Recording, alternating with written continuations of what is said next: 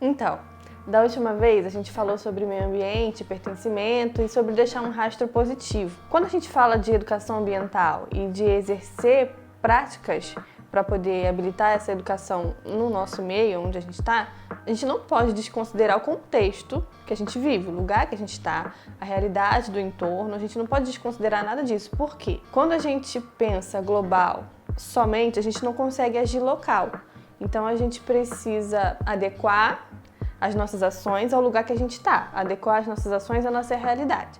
Quando a gente pensa dessa forma, a gente consegue entender o que vai ser mais eficaz e o que vai ser mais viável para poder causar de fato uma transformação, mesmo que pequena, mas causar de fato alguma diferença no contexto que a gente vive. Seria ideal que a educação ambiental fosse matéria obrigatória nas escolas, no ensino básico. Mesmo que seja um tema transversal estabelecido pelo Parâmetro Curricular Nacional e que haja de fato uma interdisciplinaridade muito importante, muito válida, ainda é muito raso. Ainda acontece de um jeito que poderia ser melhor. Plantar, fazer uma horta comunitária numa escola municipal é ótimo. Falar sobre defensivos agrícolas, a importância da alimentação saudável é maravilhoso. Só que não é só isso. Tem um pensamento que precisa ser reforçado de que a educação ambiental, não necessariamente a educação ambiental, mas a proteção do meio ambiente é obrigação de todo mundo enquanto cidadão. E exercer cidadania não é só votar, visto que se votar certo já é uma ajuda. Mas, né?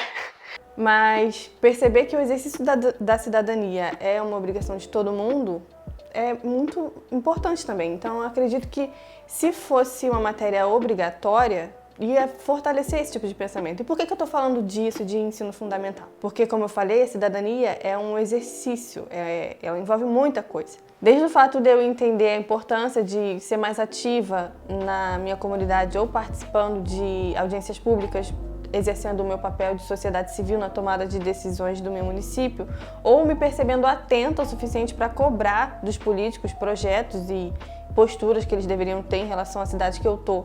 Tudo isso é parte do exercício da sociedade.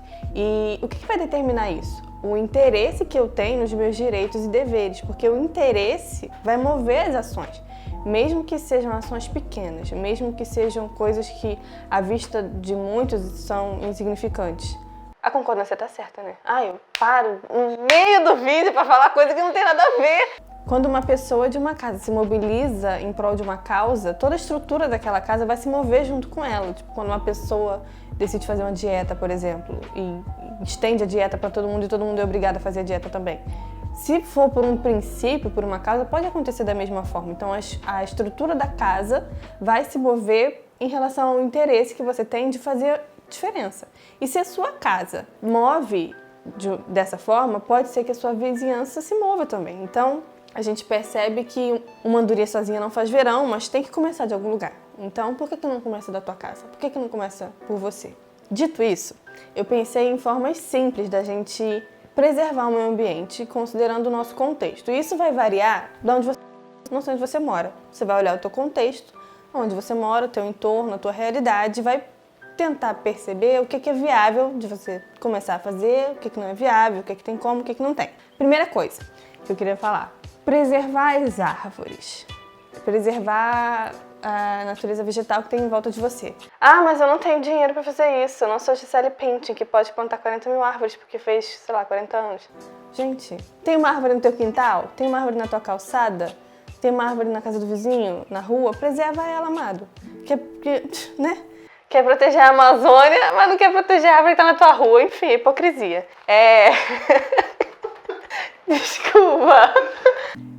A gente precisa cuidar da saúde das árvores no geral, porque de muitas formas ela cuida da nossa. Vocês sabiam que o simples fato de você podar uma árvore que pode estar na tua calçada, sem autorização do órgão ambiental do teu município, é crime, amados? Pois é.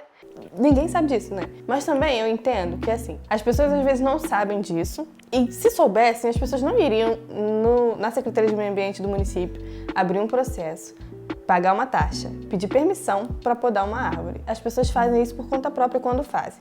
Já que vão fazer por conta própria, até porque a fiscalização não é lá essas coisas, vamos fazer direito, né? Vamos fazer com cuidado para não matar o vegetal, para poder deixar ele ali por mais tempo, para poder colaborar. Porque a gente não está podendo fazer muita coisa pela Amazônia, não está podendo fazer muita coisa que eu digo de forma física. Mas se você quiser ir lá também, ajudar, quem sabe, né?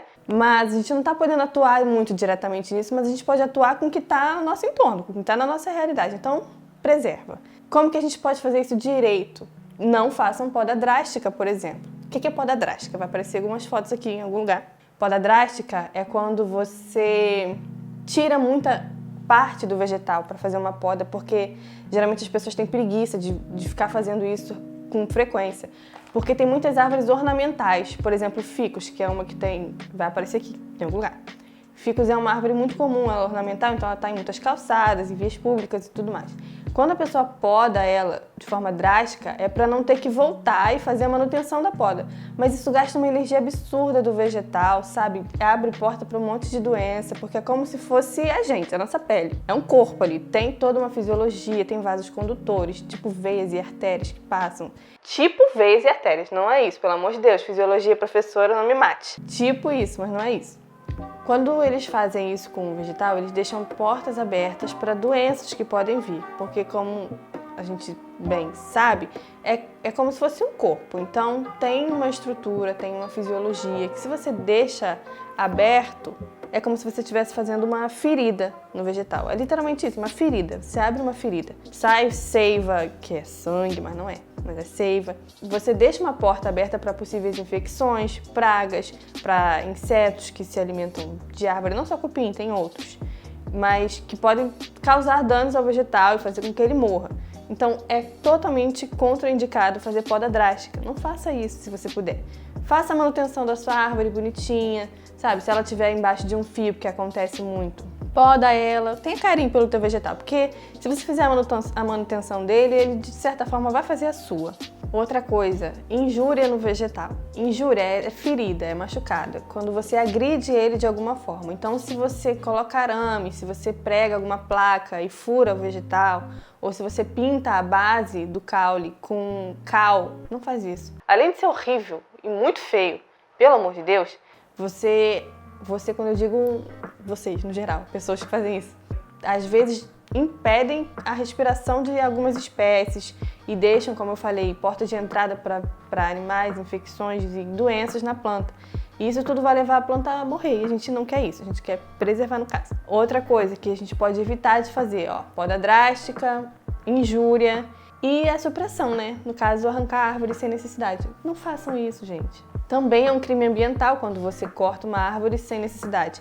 As únicas formas de acontecer a supressão de um vegetal sem ser crime ambiental é quando ele está com um estado fitossanitário ruim, que comprova que ele está comprometido. Quem faz essa comprovação? A Secretaria de Meio Ambiente, o órgão ambiental responsável do teu município. Tem um setor nas Secretarias de Meio Ambiente que chama arborização urbana, que eles são responsáveis por fazer poda, supressão, quando necessário, e comprovar o estado fitossanitário do vegetal. Eles vão e fazem como se fosse um exame real. Eles veem se tem algum monte de cupim, se o vegetal está em estado de declínio vegetativo, quer dizer, se ele está morrendo ou não, se ele está diretamente interferindo na estrutura de uma casa, por exemplo, porque essa é outra hipótese de cortar sem ser crime. Ou quando ele está com estado fitossanitário ruim, quando ele está comprometido, está morrendo, causando risco de queda para as pessoas no entorno, ou quando ele está interferindo na estrutura da casa de alguém, do imóvel de alguém, porque tem alguns vegetais que têm a raiz muito agressiva. Então, quando ele é plantado no lugar errado e a raiz vai se expandir, ela pode interferir na estrutura e isso pode causar algum dano, algum perigo. Então, nesses casos, pode cortar. Fora disso, é crime ambiental. Então, se puder evitar, não corta não. Porque se eu ver, eu vou denunciar. Então é isso, tá? Tudo bom? Então, troquei de roupa porque poderes da edição. Esse foi um vídeo dos outros que virão sobre exercer essa prática de perceber a nossa realidade e agir a partir dela. Hoje a gente falou sobre a vegetação do nosso entorno, sobre o conceito de tudo isso e sobre como que a gente pode agir efetivamente a partir da nossa realidade. O que vai acontecer? Vamos falar sobre outras coisas, mas mantendo essa ótica, mantendo esse foco. Porque se a gente percebe em volta, não só em relação à vegetação, mas em relação ao nosso resíduo, para onde que ele vai, como que é feito, a linha de produção até a gente comprar um produto, gasto de água e energia, coisas simples que a gente pode mudar e que a gente pode se adaptar para poder contribuir para a menor degradação do meio ambiente. Vão acontecer alguns vídeos sobre isso, fiquem atentos, esse foi o primeiro. Me amem porque dá trabalho fazer isso. Acabou. É isso.